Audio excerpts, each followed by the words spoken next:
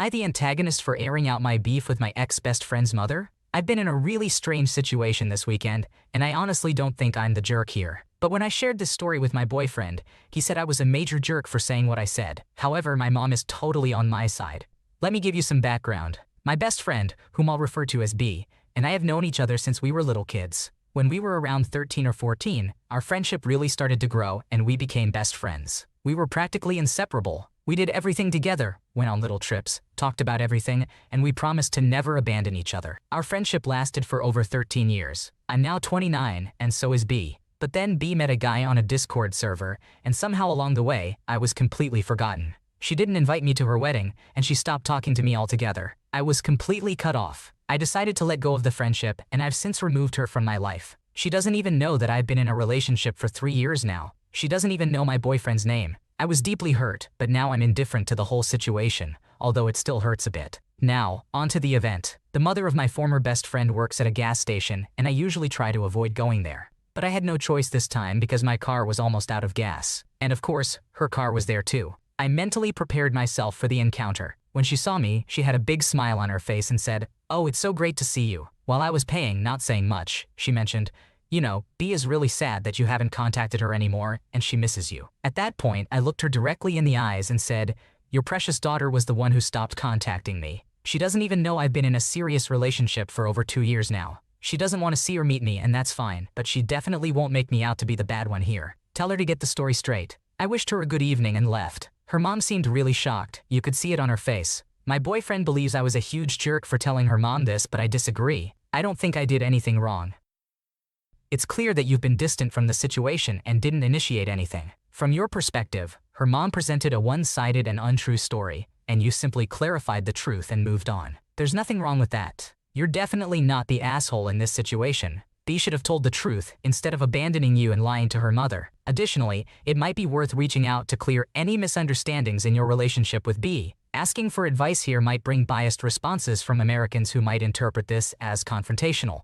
My friend is giving me the silent treatment because I wouldn't drop her off. Before I start, here's a bit of context. M is incredibly beautiful, like absolutely stunning. She has dated guys with money who buy her nice gifts, and her recent ex T bought her many presents and supported her a lot when she was going through a difficult time, hoping to win her back. Sadly, T was very manipulative and emotionally abusive, so she didn't get back together with him. A few months ago, M had a problem with her Audi car that would have cost her a significant amount to fix, and she didn't believe it was worth it. Therefore, she sold her car and saved money to buy herself a newer one. During that time, M had broken up with her ex T in January last year. Despite the breakup, T still tried to win her back by driving her places since she didn't have a car, helping her with groceries, errands, etc. After a few months of this, M decided to cut off contact with T completely because she was completely done with him. Consequently, she had no one to give her rides anymore. She asked me if I could pick her up when I went to Costco, which I do 1-2 times a month, and I agreed. Her place is about 25 minutes away from mine, but I wanted to help her out, and I was going there anyway, so it wasn't a problem for me. Sometimes, she also wanted to go to the mall or out to eat, so I would pick her up, go to the place, drop her off, and then head home, taking an additional 25 minutes. I genuinely didn't mind this because she is one of my closest friends, and I wanted to spend time with her and help her out. I never asked for gas money, and a few times M paid for my meals as a thank you, which I appreciated. Finally, last month M got a new car and everything is going well. We still talk and hang out. M had surgery on Tuesday where she would be under anesthesia, so she called me last week to ask if I could drive her because the clinic was near my place. I was driving at the time, so I said, "Let me check my schedule, and I'll let you know in a few." M then sent me a text asking if I could just drop her off at home, and she would find a ride from there. Since I was still driving, I didn't respond immediately, and a few minutes later, she messaged me saying it was okay and that she'll figure it out. I apologized for not responding right away and explained that I could drop her off after her appointment without a problem. I mentioned that if I were to pick her up before her appointment, I would have to wake up at 5:30, get ready and leave my place by 6 to make it in time, which was too early for me. However, I had no issue getting her after her appointment. She replied saying she didn't want to be a burden, but I reassured her that I was okay with picking her up later. She didn't respond to that, but I didn't think much of it. A couple of days later, I tried to engage in small talk with her, but she only responded with a thumbs up, so I didn't say anything until Monday. I asked if she needed me to pick her up, and she said she had it covered. On Tuesday, I texted her, wishing her a successful surgery and letting her know that I'm available if she needs help with anything. Unfortunately, she left my message on read without a reply. Now I'm considering texting her later to ask if I upset her, but I'm honestly shocked that she's giving me the silent treatment over this. I still offered to pick her up, just not both times. It would still require an hour of my day to help her out, and this was after all the other times I had driven her in the previous months. How should I approach this issue with her? It seems like your friend was taking advantage of you by treating you like a free rideshare service instead of valuing your friendship. It's important to question why you're going out of your way for someone who wouldn't do the same for you. It might be time to let go of this so-called friend, especially since they've given you the silent treatment once they realized they couldn't use you anymore. On the other hand, refusing to drive your friend to surgery just because you don't want to wake up early doesn't reflect good friendship qualities either. Being there for someone during a time of need, like surgery, is crucial in a close friendship. Many hospitals require the person providing transportation to drop off the patient and identify themselves to ensure safe post-anesthesia care. From that perspective, it's understandable why your friend may have been offended if you declined solely based on the early hour. In this situation, their request for a ride doesn't seem too unreasonable, especially considering you mentioned it wasn't an issue before. My husband had an emotional affair with a colleague but wants to stay together and work on our marriage. My husband and I have been together for over 12 years, married for over 5 years. We have 2 children together. The older is 4 years old and our baby is 6 months old. My husband is American and I'm from Europe and we live in my home country. We did long distance for about 4 years before he moved here to be with me. My husband Jason started a new job last fall and was working really long hours. I spent most days just trying to manage the kids, the house, the dog, and our other animals. I was so overwhelmed dealing with all of that. Plus I have a history of depression, so the postpartum journey was really something. The pregnancy itself was difficult because I had gestational diabetes that got pretty bad, and I had Braxton Hicks contractions for the last 4 months of the pregnancy. So during this time, Jason befriended a colleague, Beth. He started out being honest and telling me what they talked about, and he also told me things about her. I was never jealous or suspicious because he was so forthcoming about everything. She had gotten married just a few months before and had 2 small children like we do. A few months go by and I noticed that Jason started being weird with his phone. He took it everywhere, would never leave it out of his sight. He was also texting a lot more than normal and smiling at his phone.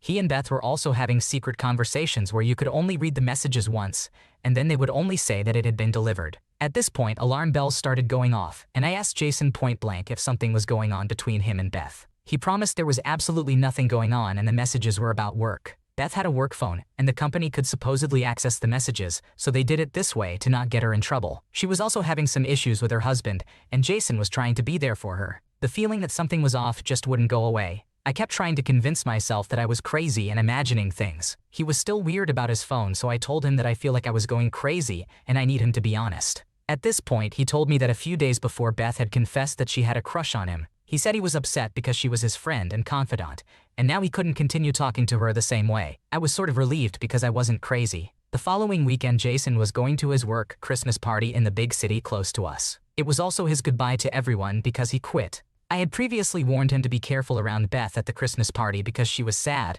and they would all be drinking. The night before, I woke up in the middle of the night and had just the most awful feeling, so I went through his phone. We've always had full access to each other's phones, passcodes, and all. I found an archived chat where Beth told him she loved him. His reply was, "I love you too. Good night, beautiful." I was heartbroken and livid. I woke him up at 3:30 a.m. and yelled at him. I called him a liar and a cheater. I told him that I deserve better than this, and I couldn't believe he would do this to me. To us. My parents divorced because my dad cheated on my mom, so cheating is a really sensitive issue for me. He had also been caught texting 2 other girls before, once in the very beginning of the relationship, and then about 2 weeks before our wedding. I was able to forgive him for these after a lot of talking and a lot of work.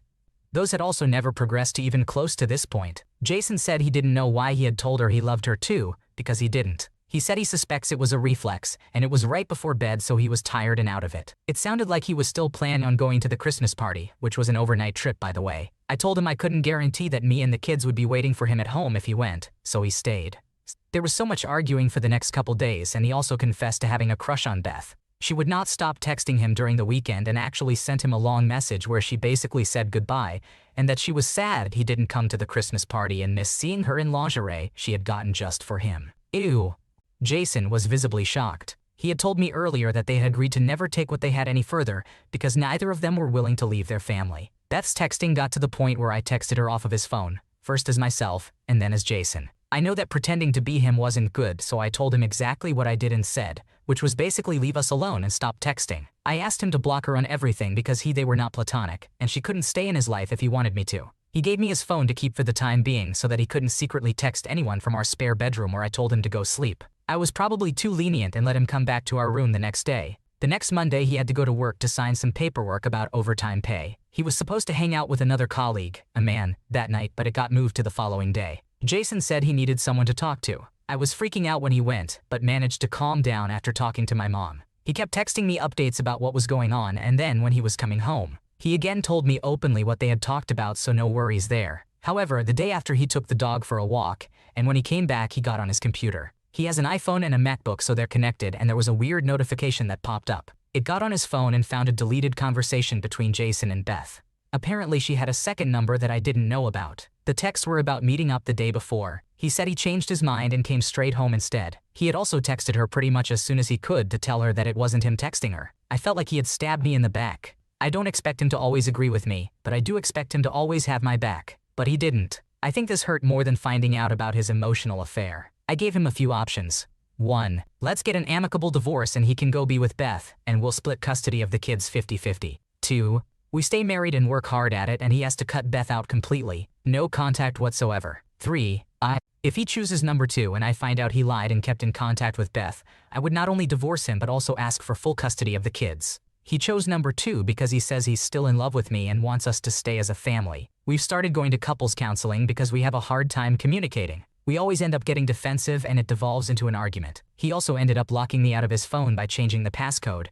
He said that he felt like he had no privacy and he didn't trust me to not go through private conversations like the one between him and his dad. Apparently, one of our conversations was very similar to the conversation he had with his dad, so he thought I snooped through it, which I didn't. I feel like it's a bit backwards that he doesn't trust me after all of his lies. During our first counseling session, I said I wasn't sure if I want us to be together or not. I love him. He's the love of my life, my best friend, and the father of my kids. But he broke me. He broke my heart and my trust. He's apologized sincerely, but in the 2 months since I found out, I haven't really seen any actions to support this. How can I be sure he won't do this to me again? I don't know how much of me would be left if I had to go through this again. And don't worry, I'm not talking about unaliving myself. I have 2 kids that need me here. They keep me going. I'm wondering if what we had was enough to justify putting in months, maybe years worth of work in to get past this if he's just going to do it again. Do I stay and show my kids that some things are worth fighting for even though I'm unhappy and feel broken right now? Or do I show them that this is not okay in a relationship or marriage and get a divorce? I'm truly sorry to hear about the situation you're in. It's devastating to discover that your partner cheated on you, especially just before your wedding. It's important to acknowledge that it may be incredibly difficult to trust him again, considering what he's done. It's crucial for you not to let yourself be a doormat in this situation. This is about your happiness and future, and you deserve to be with someone who respects and remains loyal to you. Consider consulting with a lawyer to explore your options and understand how you can protect your interests in this challenging situation. Remember, you deserve love, trust, and a faithful partner. My boyfriend complained about the portion sizes of the meals I make for him and the amount of time I spend cooking. My boyfriend and I have been together for about 6 months. We don't live together, but he usually spends 4 or 5 nights per week at my apartment. He has a roommate and I do not. I also have 2 dogs, and my apartment is about 10 minutes closer to his work than his apartment, so it's more convenient for him to sleep at my place. Unfortunately, we have fallen into a routine where I cook or pay for delivery for the majority of our meals. He only takes care of dinner when we go out to a restaurant, which is about once a month at most. Initially, I was okay with this arrangement because I appreciated the time he spent at my place, and it balanced out since I didn't have to commute to his place. However, now that our pattern is established, and he feels like more than just a normal guest in my apartment, I've started feeling resentful for a few reasons. Firstly, my grocery bill has significantly increased now that I'm buying food for 2 people. Secondly, I'm spending much more time and energy on cooking. Before we started dating, I used to have simple meals like cereal, ramen, or snacks for dinner when I wasn't very hungry. But now, I feel like I can't do that because I also have to feed a 6'3", 195lb male who exercises frequently. Thirdly, I have to make all the decisions regarding meals, which can be mentally exhausting. When I ask for his input, he just says he doesn't care, making the entire burden of meal planning fall on me. Before we started dating, I occasionally ordered meal kits from HelloFresh, which provided 2 portions each. I would have 1 portion for dinner and bring the other for lunch the next day. However, when my boyfriend started coming over more often, I started giving him the second portion. Although I noticed that he sometimes made himself a PB&J after dinner because the HelloFresh meal didn't fill him up,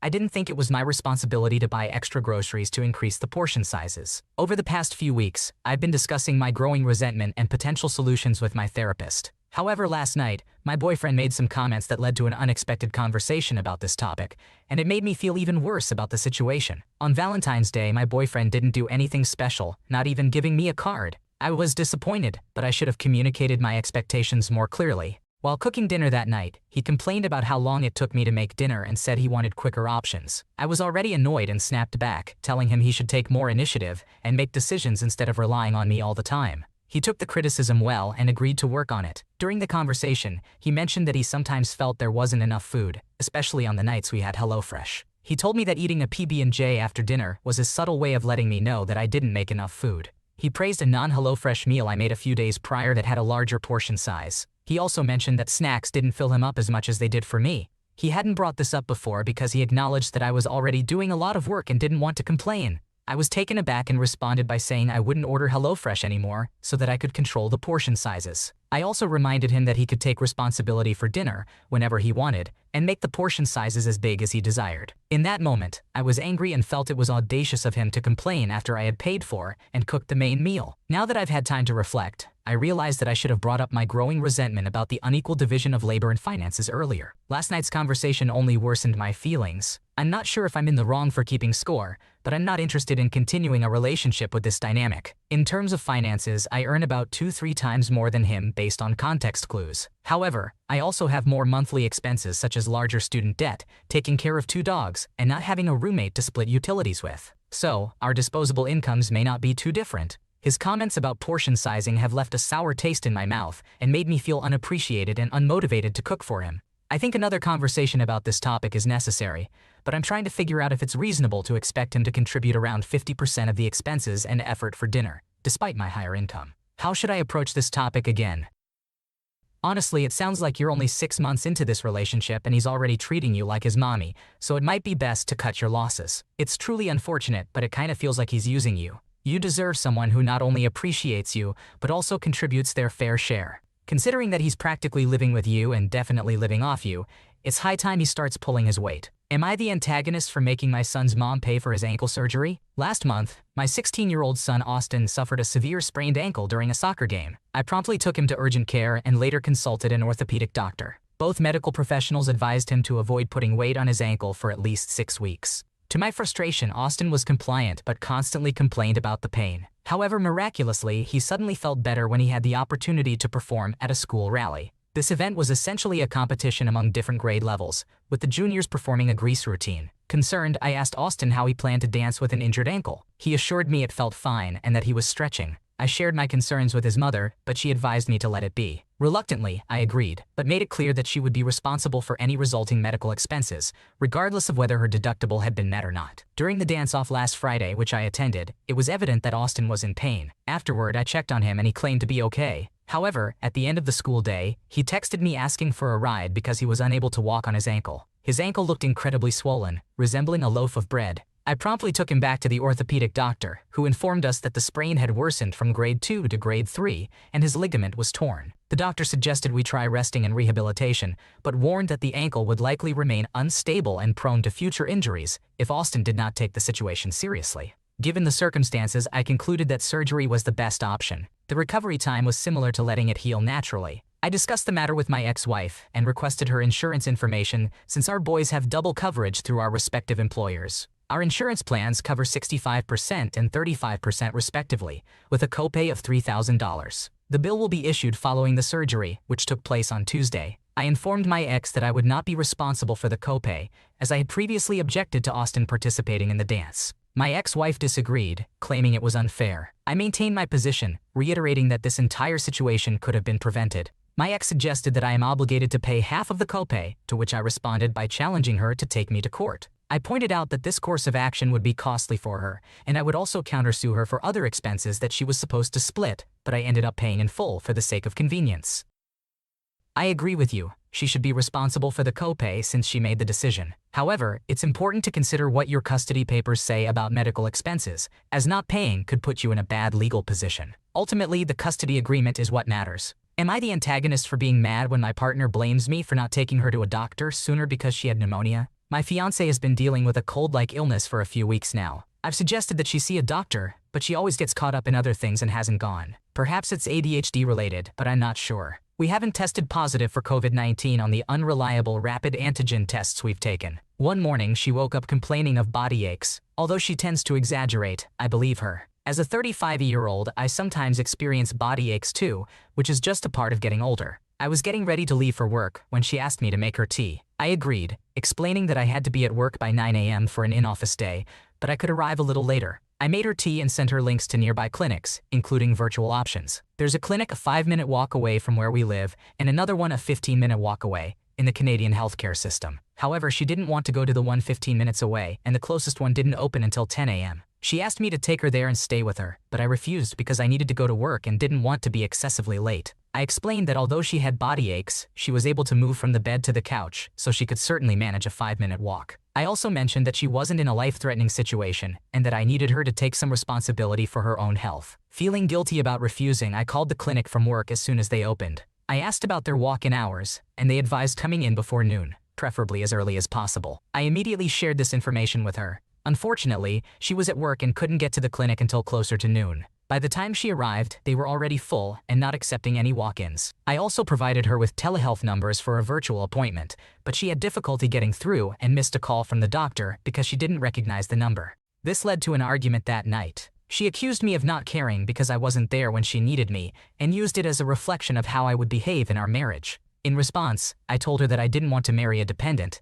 and that I expected her to take charge of her own health to some extent. I explained that I couldn't be expected to drop everything for a case of body aches, but assured her that I would be there if it were a serious situation. She was also upset with me for not going with her earlier to the clinic, since I had stated noon as the time to go. The next day, I was working from home, but there was building maintenance scheduled from 10:11 a.m. We called the clinic again, and they advised coming before 11 a.m. I suggested that she go right away, but she wanted me to accompany her. I was frustrated because of the maintenance visit, as I didn't want to leave the house unattended. However, I ultimately agreed and went with her after informing the building manager that I would be out for 15 minutes and return later. It turns out she had pneumonia, and I felt bad for her. However, she was still angry because I hadn't dropped everything and taken her to the clinic when she initially asked. I felt guilty again, but I also believed that she needed to take some personal responsibility for her health. So in this situation, am I the asshole? It sounds like your fiancé was trying to make you miss work while unwilling to miss her own. It's understandable that you suggested she go by herself or use telehealth, but she chose to ignore the response. Her refusal to take ownership for herself and acting childish is not fair to you. Moreover, she had the option of using Uber since she wasn't bedridden and had even worked before going to the clinic. The fact that she's been sick for a while and you've previously suggested she see a doctor makes her insistence on you calling out selfish and dickish. However, it's important to be kind since she's not feeling well. Thanks for watching. When you subscribe, make sure to hit the bell to turn on notifications so you never miss a video. To finish listening to all the stories, check out the playlist in the description.